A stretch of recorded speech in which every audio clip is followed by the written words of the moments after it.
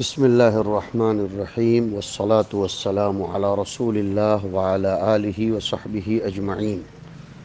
سنن نسائی شریف کے درایتی ابواب کا آغاز کتاب الصلاۃ کے ضمن میں آنے والے باب ایجاب التشہد سے ہوتا ہے۔ اس کی سب سے پہلی حدیث ہم پڑھ دیتے ہیں۔ وبه قال أخبرنا سعيد بن عبد الرحمن أبو عبيد الله المخزومي قال حدثنا سفيان عن الأعمش ومنصور عن شقيق بن سلمة عن ابن مسعود رضي الله عنه وعنهم قال كنا نقول في الصلاة قبل أن يفرض التشهد السلام على الله السلام على جبريل وميكائيل فقال رسول الله صلى الله عليه وسلم لا تقولوا هكذا فإن الله عز وجل هو السلام ولكن قولوا التحيات لله والصلوات والطيبات السلام عليك أيها النبي ورحمة الله وبركاته السلام علينا وعلى عباد الله الصالحين أشهد أن لا إله إلا الله وأشهد أن محمدا عبده ورسوله۔ اس پر ترجمۃ الباب قائم کیا ہے باب ایجاب التشہد۔ احتمال اس بات کا بھی ہے کہ اس سے مراد تشہد اخیر ہو، اس لیے کہ تشہد اول کے لیے اس سے پہلے مصنف نے باب ترک التشہد الاول کا ترجمۃ الباب قائم کیا تھا۔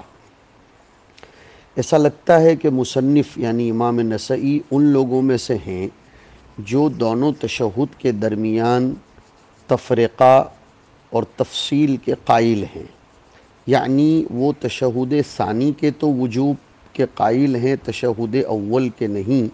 یہی مسلک امام بخاری رضی اللہ تعالیٰ عنہ کا ہے، اور انہوں نے تشہد اول کے عدم وجوب پر اس سے استدلال کیا ہے کہ نبی کریم صلی اللہ علیہ وسلم ایک دفعہ 2 رکعات سے اٹھ گئے تھے اور آپ نے رجوع نہیں کیا۔ احتمال ثانی اس ترجمۃ الباب سے یہ بھی ہے کہ ہو سکتا ہے جن سے تشہد مراد ہو، تو گویا اب ترجمۃ الباب کا انعقاد دونوں تشہد کے حکم کے بیان کرنے کے لیے ہو، اور پہلے والا ترجمۃ الباب اس بات کے بیان کرنے کے لیے ہو کہ جس نے تشہد کو سہواً چھوڑ دیا تو وہ سجدہ سہو کر لے، اور اس کو تشہد اول کے ساتھ مقید کرنا مورد نص کی بنا پر ہو سکتا ہے۔ یہ ترجمۃ الباب سے متعلق گفتگو ہوئی۔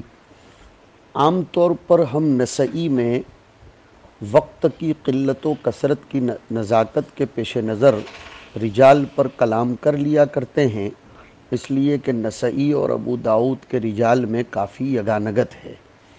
یہاں امام نسائی کے استاد سعید ابن عبد الرحمن ابو عبید اللہ آئے، وہ ثقۃ من الصغار ہیں، اور سفیان سے مراد سفیان ابن عیینہ الامام الحجہ الشہیر۔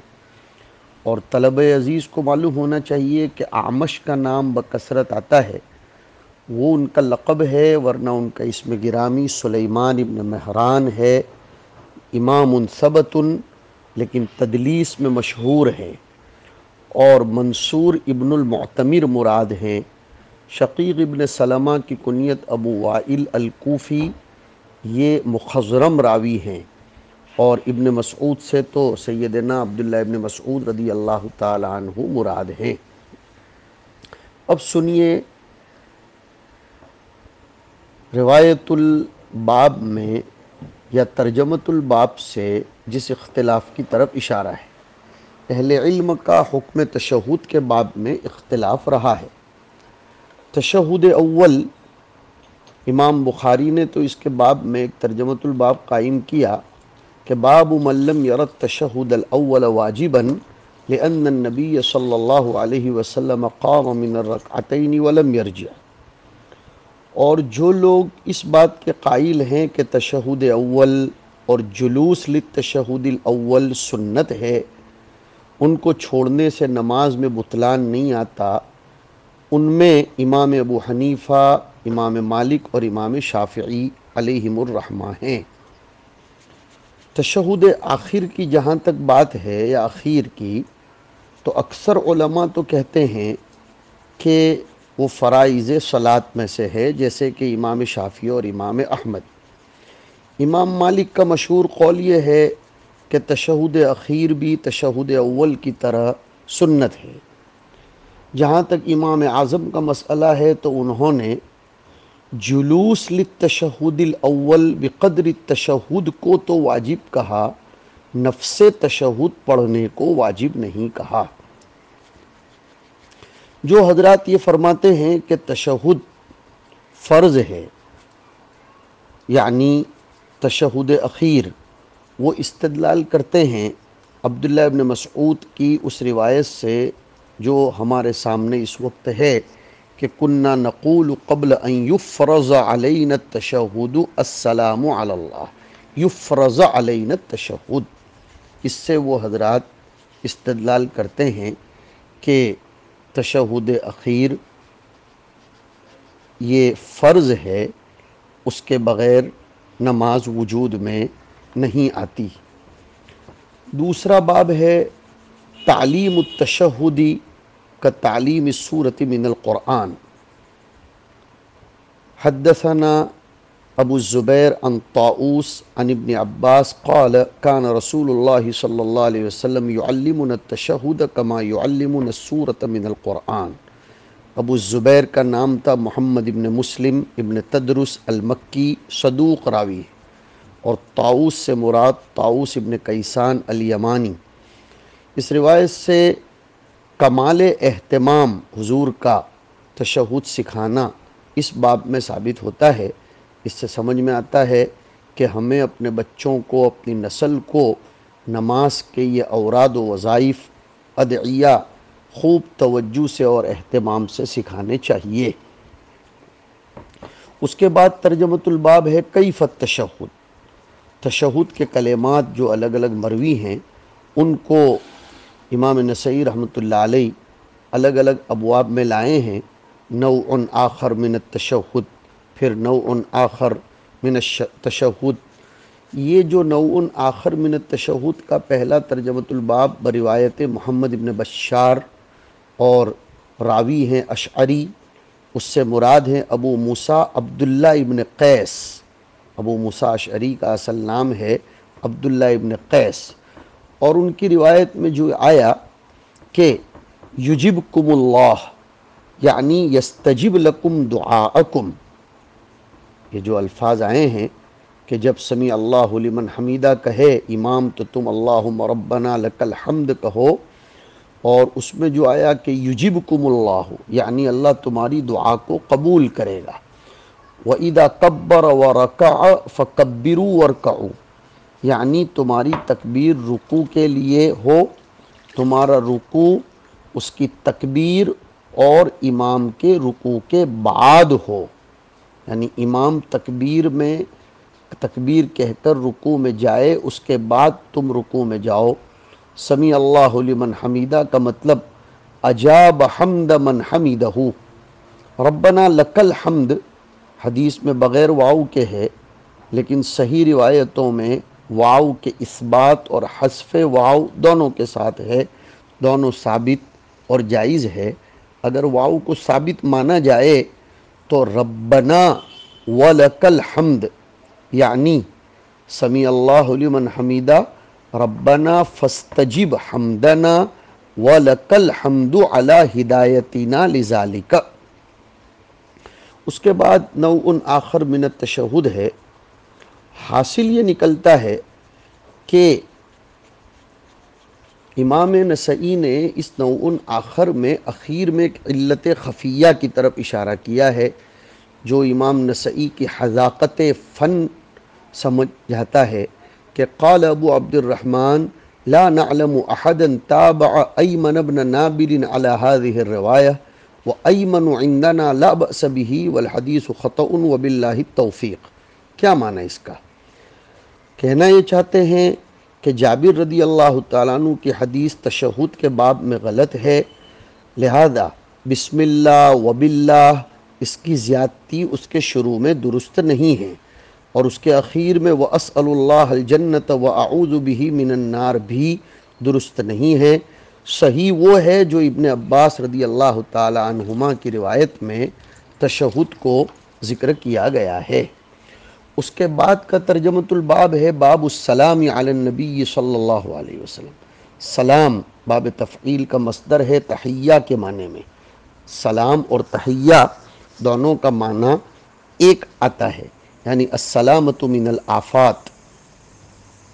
اس روایت کو امام نسائی نے اپنے استاذ عبد الوہاب ابن عبد الحکم کے حوالے سے نقل کیا ہے، جو ابو الحسن الوراق البغدادی امام احمد ابن حنبل کے درسی ساتھی اور ان کے خواص میں سے بھی رہے ہیں، ثقہ راوی تھے۔ وہ روایت کرتے کرتے آگے ایک راوی اور آتے ہیں، معاذ ابن معاذ العنبری، اور پھر محمود ابن غیلان المروزی، اور وکیع سے مراد وکیع ابن الجراح الرؤاسی، اور سند میں جو سفیان ابن سعید آئے ہیں وہ سفیان ثوری الامام الحافظ الحجہ، اور وہ آگے روایت کر رہے ہیں کہ حدیث شریف میں فرمایا عن عبداللہ ابن مسعود رضی اللہ تعالیٰ عنہ۔ عبداللہ ابن مسعود کا کسی روایت میں آنا یہ بھی لطیفہ بنتا ہے۔ اس روایت کی سند میں جو لطائف ہیں ان میں سے ایک یہ ہے کہ یہ سداسیات مصنف ہے۔ طلباء کو معلوم ہونا چاہیے کہ لطیفہ اس طرح بھی قائم کیا جاتا ہے کہ سند جتنے واسطوں سے مروی ہو وہ ایک لطیفہ ہے، راویوں کا ثقہ ہونا سب کے سب کا یہ بھی ایک لطیفہ ہے، ہائے تحویل کا آ جانا یہ بھی ایک لطیفہ ہے، اور مصنف کے سفیان تک دو سندیں ہیں، ایک عبد الوہاب ابن عبد الحکم عن معاذ ابن معاذ اور دوسری محمود ابن غیلان عن وکیع و عبد الرزاق، یہ بھی ایک لطیفہ بن جاتا ہے۔ اور عبداللہ ابن مسعود مکثرین میں سے ہیں، یہ بھی ایک لطیفہ ہے۔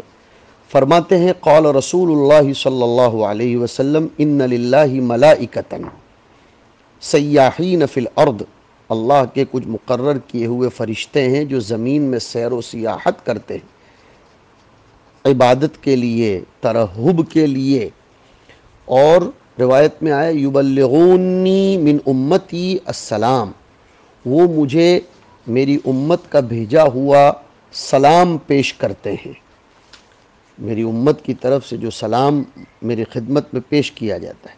اس سے سمجھ میں آتا ہے کہ اللہ تعالیٰ کتنا عظیم الشان ہے کہ اس نے اپنے ملائکہ کرام کو سلام کرنے والوں کے سلام پہنچانے کے لیے مسخر کر دیا، اور اس سے حضور کی شان بھی بیان ہوتی ہے کہ وَكَانَ فَضْلُ اللَّهِ عَلَيْكَ عَظِيمًا، سلام کرنے والے کی فضیلت بھی اس سے ثابت ہوتی ہے۔ اور روایت میں صاف آیا ما من احد یسلم علی الا رد اللہ علی روحی حتی ارد علیہ السلام، ابو داؤد نے سند حسن سے اس کو ذکر کیا ہے۔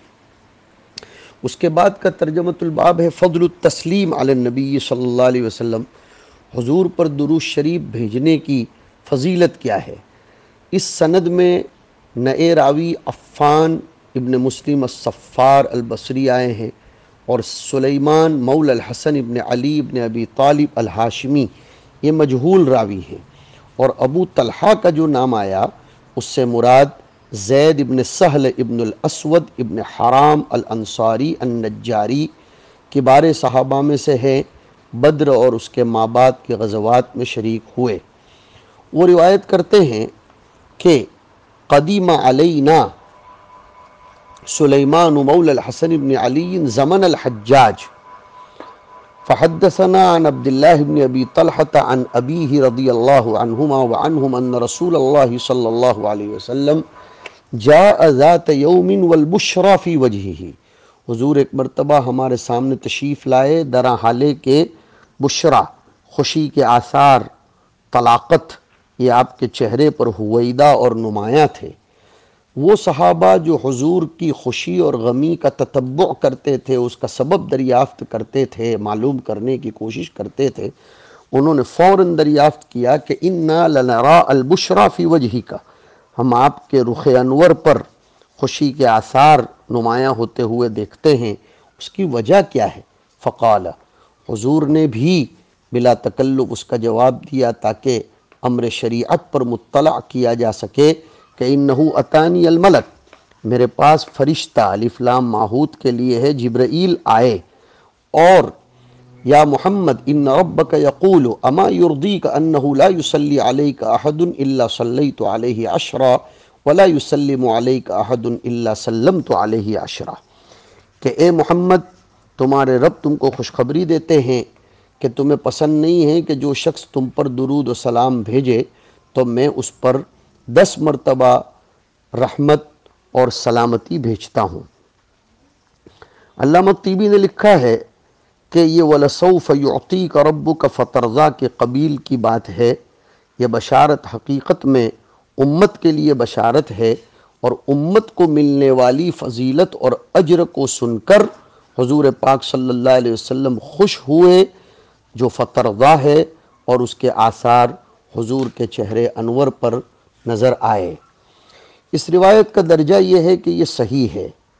اب آپ کو سوال ہو سکتا ہے کہ سلیمان، اس کے بارے میں جب ہم نے مجہول کہا تو پھر یہ کیسے صحیح یا حسن ہو سکتی ہے؟ اس کا جواب طلب عزیز کو ذہن میں رکھنا چاہیے کہ اگر کوئی حدیث فی نفسی ہی اس کے کسی راوی کی وجہ سے ضعیف ہو جائے، مجہول راوی ہو، لیکن اگر اس کے تعدد طرق ہوں تو پھر دیگر طرق کی بنیاد پر اس کو صحیح لغیرہ کہا جائے گا۔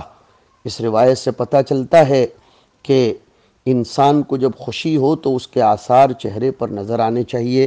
اللہ کے رسول صلی اللہ علیہ وسلم خوش ہوئے تھے اللہ کے فضل سے۔ اس کا حکم بھی ہے کہ قل بفضل اللہ وبرحمتہ فبذلک فلیفرحوا ھو خیر مما یجمعون۔